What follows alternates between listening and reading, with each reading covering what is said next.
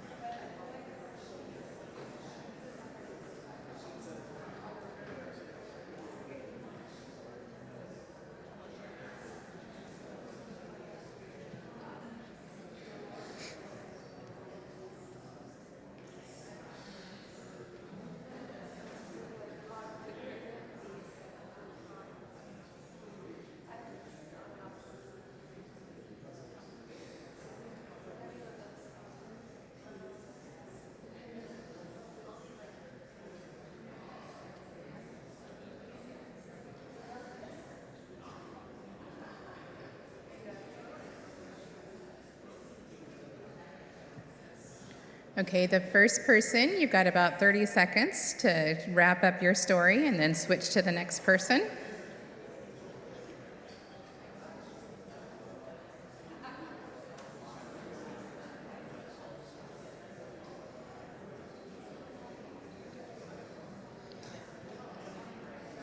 Please switch to the other participant.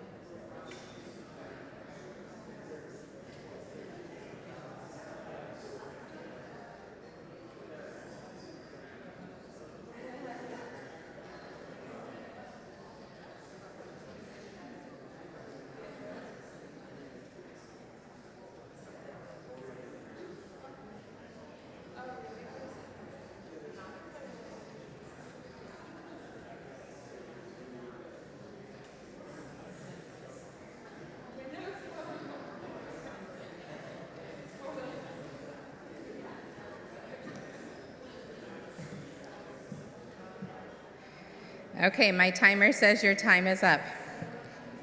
So let's come back together. So this is one of the beginning exercises in the program. It allows us to get familiar with each other without focusing on our roles, without focusing on our tasks or the hierarchy in our society. It allows us to learn about each other through our stories and how we define ourselves and what matters most to us. It's a simple question, right? What's the story of your place? What defines you? What land resonates with you? What waters? Simple question with so many layers. And I'm sure many of you could have expanded beyond the time that I gave you. The next question is posed towards the end of the program, but is one that we are considering throughout, and one I hope we consider as a Unitarian Universalist member of this society. I hope we consider regularly.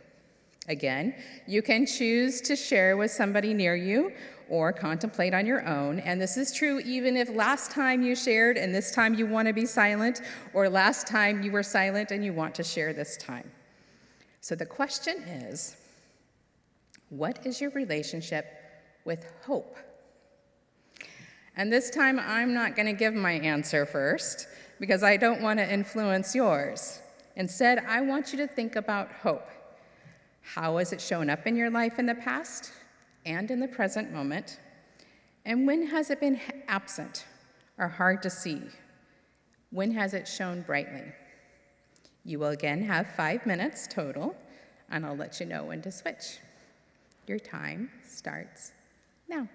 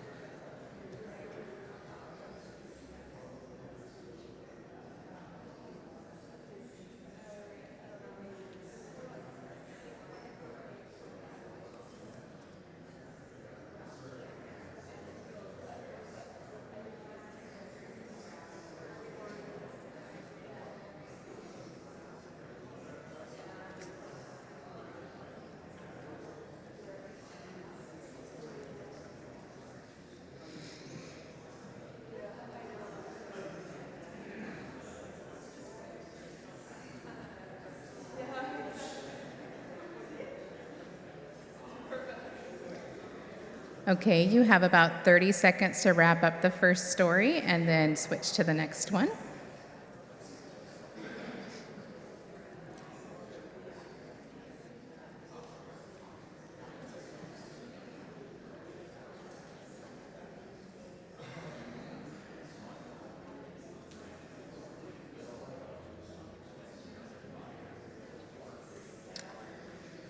Please switch if you haven't done so already.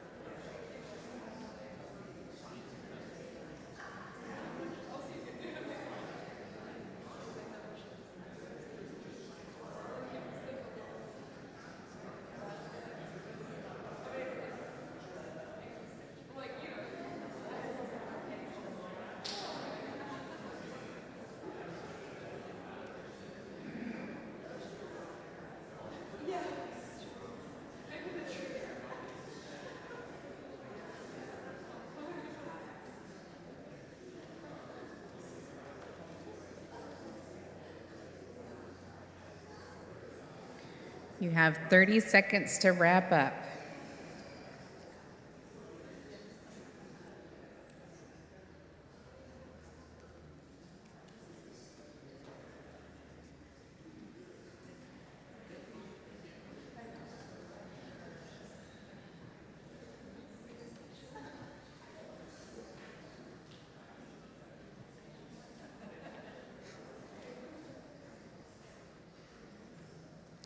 Okay, let's come back together. So the cool thing about both of these questions is that you can continue sharing about them in coffee hour, or even if you want to take WEAV and be a participant this coming year. My relationship with hope is found in the people I connect with, whether it be my children, who are way cooler than me, and I get to see how they are blooming, or as the experiences I have as a minister and invited into, and the privilege of that space that I get to hold for people. Every time a connection happens, that hope blooms. I also find hope in the possibilities of growth I encounter every day through conversations, through books, through learnings, and through heartache. Boy, is that a teacher. That I have the opportunity to continue to understand the world and the people around me is truly amazing and brings me hope every day. At the end of the program, participants are asked to reflect on all they have learned and experienced throughout the program. Then they are asked to make commitments to Unitarian Universalism, to their faith community, whether it be a congregation or another institution, or congregation, which I just said, and to themselves. They reflect on the following questions. Again, who have we grown into? What community has been formed? What next steps will I take to live out my Unitarian Universalist purposes and responsibilities? By maintaining resilience, by creating self-care practices, by reestablishing trust, by being authentic, by building intimacy and beloved community, by understanding the matrix of systemic injustice, and by learning what repair is needed. At the end of this past spring, when the participants finished, they were invited to write their answers on a slip of paper that we wove together, as you can see here. So this is the collective group's commitments, and then each group had their own smaller piece of their commitments that they wove together as well. We're trying to find different ways to show an actual form of the weave of that has happened during the program, and this was one of the ways that could happen. This program is, again, just one tool that allows us to work together in our 8th principle work and in building beloved community. If you'd like to be a participant in this program, in the upcoming program year, I will have a sign-up sheet outside when you come through the line. Or you can just send me an email and let me know as well. Ultimately, this curriculum embodies the type of learning and healing Resmaa Menakem discusses in his book, My Grandmother's Hands. He states, "The body, not the thinking brain, is where we experience most of our pain, pleasure, and joy, and where we process most of what happens to us. It is also where we do most of our healing, including our emotional and psychological healing. And it is where we experience resilience and a sense of flow." May we each work towards countering oppressions in all its forms, building a community full of love and joy, and when needed, repair, and most importantly, create a place where all feel welcomed and included. May it be so.